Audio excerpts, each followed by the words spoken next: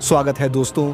आज हम एक ऐसी कहानी को समझेंगे जो हमें समुद्र की लहरों पर एक रोमांचक सफर पर ले जाएगी। इस कहानी में एक बहादुर लड़का है, एक तूफानी समंदर है और जिंदगी मौत का एक ऐसा संघर्ष है जिसने एक जहाज को हिलाकर रख दिया। क्या आपने कभी सोचा है कि जब समंदर शांत न हो बल्कि उग्र हो जाए तो क्या होता है?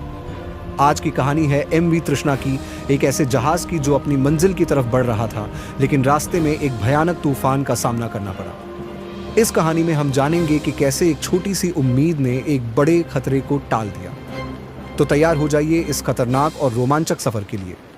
अगर आप इस चैनल पर नए हैं तो सब्सक्राइब जरूर कर लीजिए ताकि ऐसी मजेदार वीडियोस आपसे मिस ना हो जाएं। तो चलिए शुरू करते हैं। जहाज तृष्णा धीरे से हिलने लगा।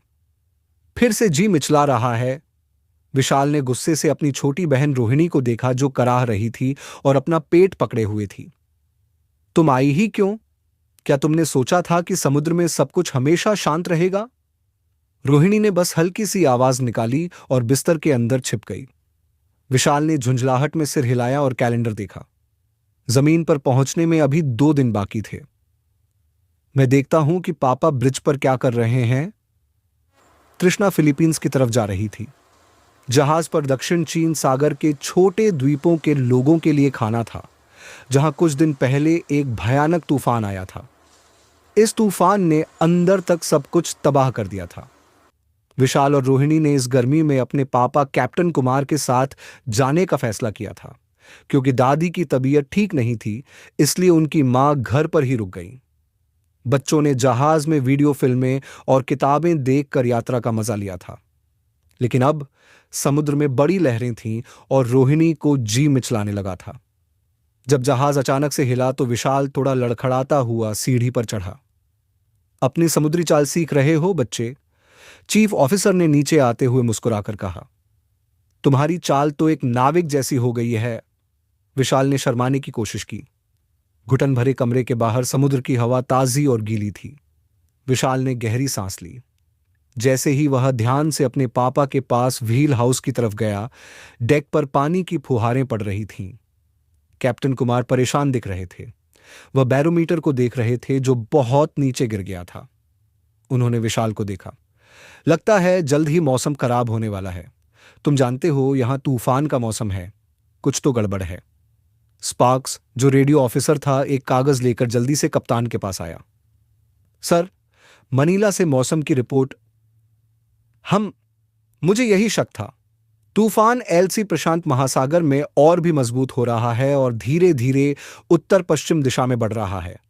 अपनी अभी की गति से यह 24 घंटे में हमसे 70 मील दूर से गुजरेगा। यह मेरे लिए बहुत ज्यादा पास है। उन्होंने उदास होकर सिर हिलाया। सोमवार तक मिंडाओ पहुंचना जरूरी है। हमारे पास खाने का सामान है। वहां के लोग पहले से ही भूखे हैं। उन्होंने तुरंत फोन उठाया। डेक पर सब कुछ कसकर बांध दो। माल को रस्सी से बांधो।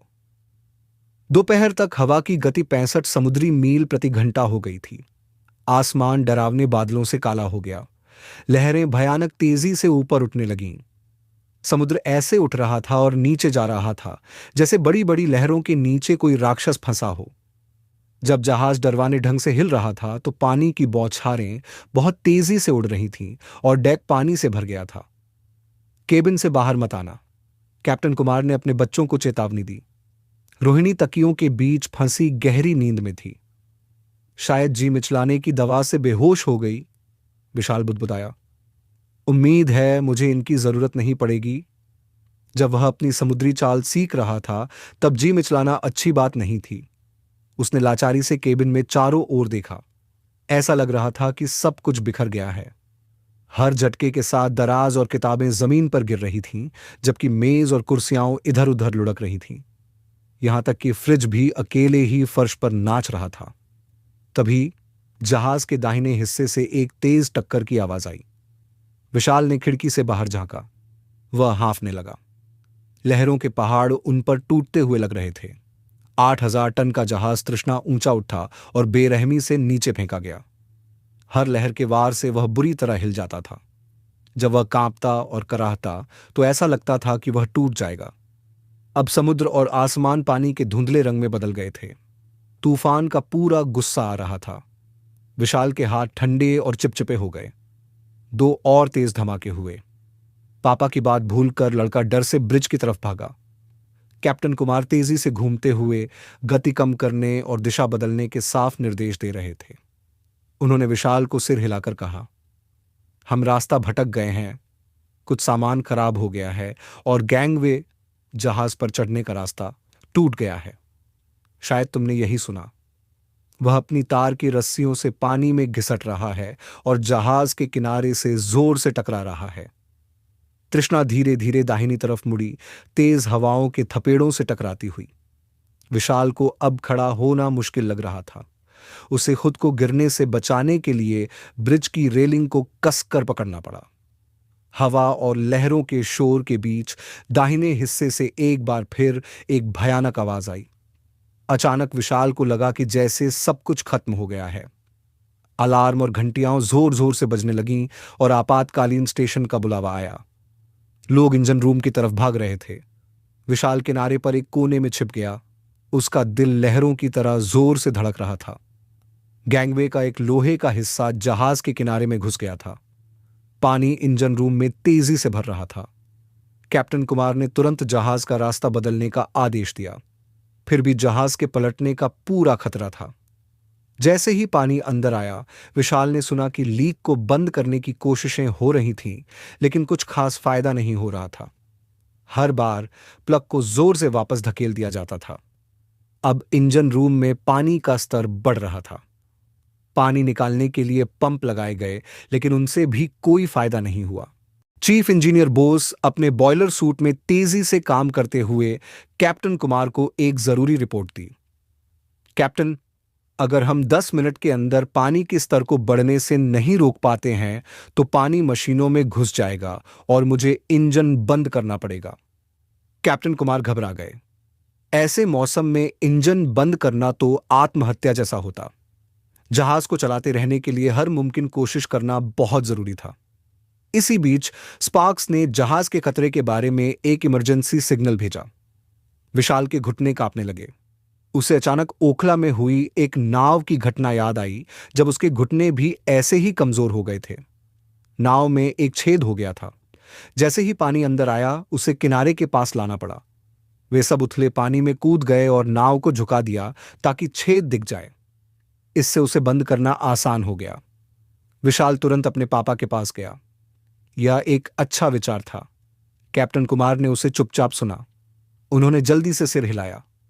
तुम सही हो मेरे बेटे, यह बहुत खतरनाक है क्योंकि तृष्णा पलट भी सकती है, लेकिन यही एक तरीका बचा है।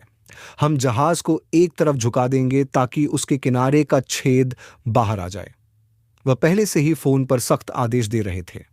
नीचे के टैंकों में पानी को एक तरफ हटाया जा रहा था।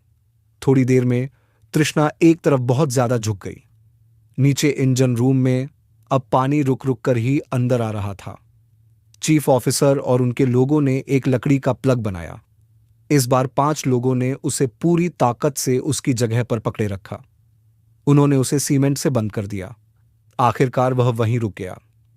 जब पंप से इंजन रूम को सुखाने का काम शुरू हुआ तो राहत की आवाज सुनाई दी। बाल बाल बचे।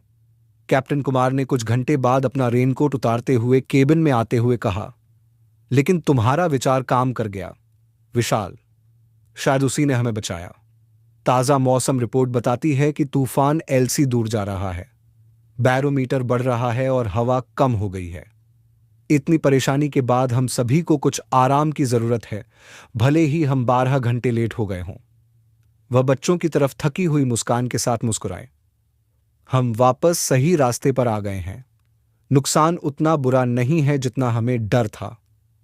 ओह, भगवान का शुक्र है, रोहिणी ने राहत से मुस्कुराते हुए कहा, जो अपनी चारपाई से बिल्कुल नहीं हिली थी।